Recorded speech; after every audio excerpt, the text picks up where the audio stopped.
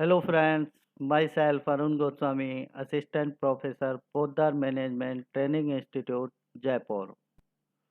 देखिए दोस्तों, पिछले वीडियो में हमने गांधी दर्शन के अंतर्गत गांधी जी के अनुसार शिक्षा के अर्थ एवं शिक्षा के उद्देश्यों के बारे में पढ़ा था। आज का अपना विषय है गांधी दर्शन और पाठ्यक्रम, गांधीयन फिलॉसफी एंड करिकुलम। देखिए दोस्तों, यहाँ पर गांधी जी ने बताया है कि हमारी शिक्षा योजना किस प्रकार की होनी चाहिए, हमारे पाठ्यक्रम में किन क्रियाओं को सम्मिलित किया जाना चाहिए। गांधी जी ने तत्कालिक शिक्षा की प्रतिक्रिया के फलस्वरूप देश की आवश्यकता एवं परिस्थितियों के अनुरूप शिक्षा योजना प्रस्तावित की।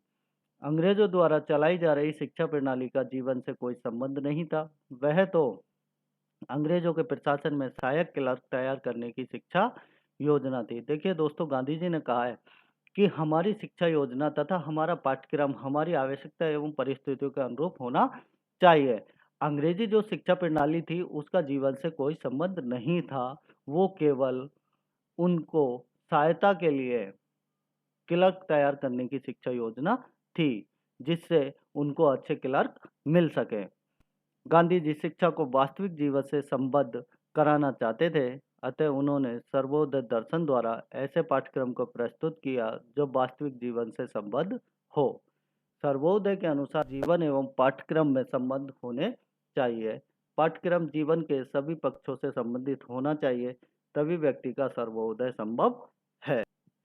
सर्वोदय ने जीवन की 5 प्रमुख क्रियाएं मानी है, जिनको मिलाकर पाठ्यक्रम बनाना चाहिए। देखिए दोस्तों, गांधी जी चाहते थे कि हमारी शिक्षा योजना तथा हमारा पाठ्यक्रम व्यक्ति के तथा बालक के जीवन से संबंधित हो, जिसमें व्यक्ति के सभी पक्षों से संबंधित बात होनी चाहिए, सभी पक्षों के विकास से संबंधित होना चाहिए।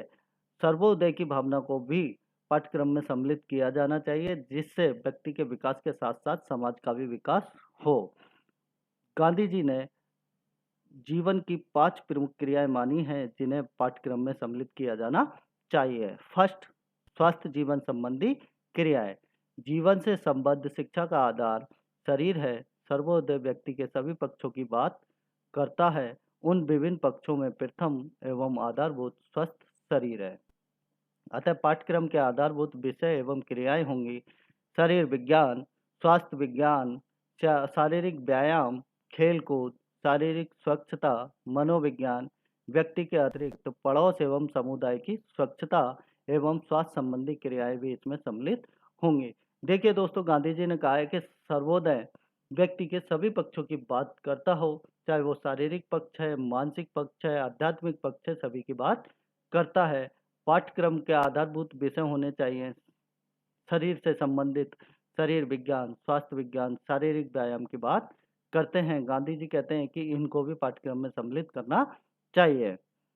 सेकंड, जीवन के आधारभूत आवश्यकताओं रोटी, कपड़ा, निवास संबंधी क्रियाएं।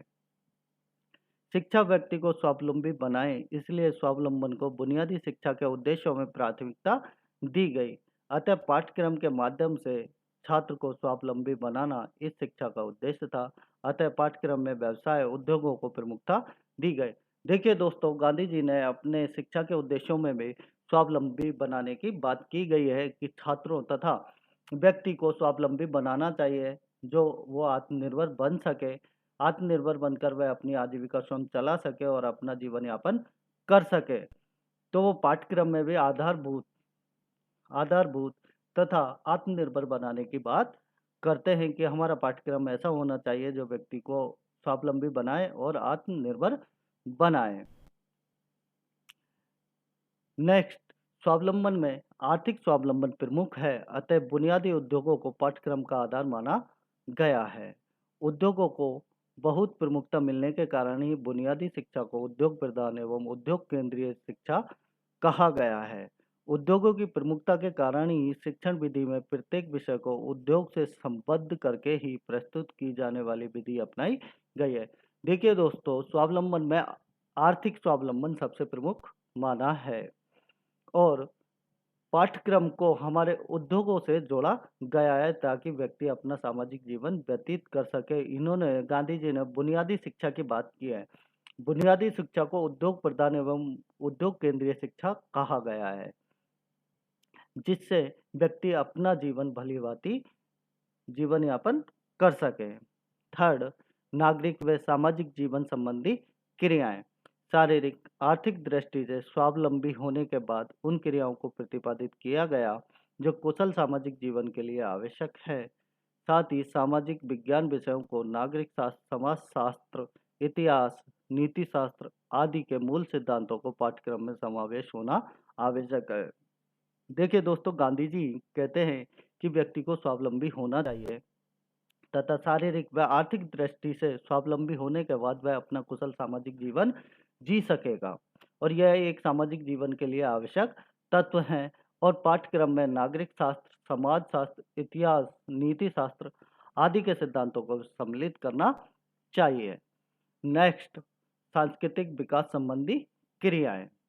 प्रत्येक देश की अपनी संस्कृति होती है, उसका अपना साहित्य, अपनी कलाएं, अपने रीति रिवाज, पर्व एवं त्योहार होते हैं। कोई भी पाठ्यक्रम तब तक गांधीवादी नहीं कहा जा सकता तब तक वह छात्रों के सांस्कृतिक विकास के लिए क्रियाएं प्रस्तुत नहीं करे। देखो दोस्तों, गांधी जी ने कहा है कि पाठ्यक्रम में सांस्कृतिक विकास भी सम्मिलित होना चाहिए। इससे संबंधित सारी क्रियाओं को सम्मिलित करना चाहिए, क्योंकि प्रत्येक समाज का, प्रत्येक देश का अपना साहित्य होता है, अपनी कलाएं होती है, अपना रीति रिवाज होता है, उनको भी पाठ्यक्रम में सम्मिलित करना चाहिए। और पाठ्यक्रम तभी गांधीवादी कहा जा सकता है जब वो छात्रों के सांस्कृतिक विकास की बात करेगा। नेक्स्ट, आत्म विकास संबंधी क्रियाएं। गांधी जी के अनुसार शिक्षा का अंतिम लक्ष्य मुक्ति है। शारीरिक, आर्थिक व सामाजिक मुक्ति के साथ आत्मिक मुक्ति के बिना व्यक्ति का सर्वांगीण विकास संभव नहीं है। देखिए दोस्तों, गांधी जी कहते हैं कि व्यक्ति शिक्षा प्राप्त करता है और शिक्षा का अंतिम लक्ष्य, उद्देश्य मुक्ति है। शारीरिक, आर्थिक, सामाजिक मुक्ति के साथ व्यक्ति को आत्मिक मुक्ति भी जरूरी है, तभी व्यक्ति का सर्वांगीण विकास संभव है, अन्यथा सर्वांगीण विकास नहीं होगा। गांधी जी ऐसा मानते हैं। अतः गांधी जी ने आत्मिक विकास को सर्वाधिक बल दिया है। अतः पाठ्यक्रम में प्रार्थना, आत्मा परमात्मा संबंधी चिंतन, उपवास को भी महत्वपूर्ण स्थान मिलना चाहिए। कोई भी पाठ्यक्रम तब तक गांधीवादी नहीं कहा जा सकता तब तक उसमें आत्मिक विकास के लिए कोई प्रावधान नहीं होगा। देखिए दोस्तों, गांधी जी ने आत्मिक विकास के लिए पाठ्यक्रम में आत्मा परमात्मा, प्रार्थना, चिंतन, उपवास को भी स्थान मिले, ऐसा गांधी जी ने बताया। सारांश यह है कि गांधी जी के अनुसार वास्तविक पाठ्यक्रम जीवन से संबद्ध होना चाहिए। पाठ्यक्रम में ज्ञान को समन्वित रूप में प्रस्तुत किया जाना चाहिए तथा पाठ्यक्रम में शारीरिक, मानसिक, सामाजिक व आध्यात्मिक विकास के लिए प्रावधान होने चाहिए। देखिए दोस्तों, गांधी जी कहते हैं कि जो हमारा वास्तविक शिक्षा योजना हो या हमारा वास्तविक पाठ्यक्रम हो, वो व्यक्ति के जीवन से संबंधित होना चाहिए, व्यक्ति की आवश्यकता एवं परिस्थितियों के अनुसार होना चाहिए, जिसमें शारीरिक, मानसिक, सामाजिक, आध्यात्मिक विकास के लिए प्रावधान किए जाने चाहिए, जो व्यक्ति का सर्वांगीण विकास कर हो सके या कर सके। गांधी जी के अनुसार शिक्षण कैसा होना चाहिए, शिक्षण में किन किन पक्षों का ध्यान रखा जाना चाहिए। गांधी जी ने अपने शिक्षण में समन्वय विधि, गांधीवादी शिक्षण विधि के रूप में हमारे सामने आती है। इस विधि का आधार ज्ञान के अखंडता का सिद्धांत है।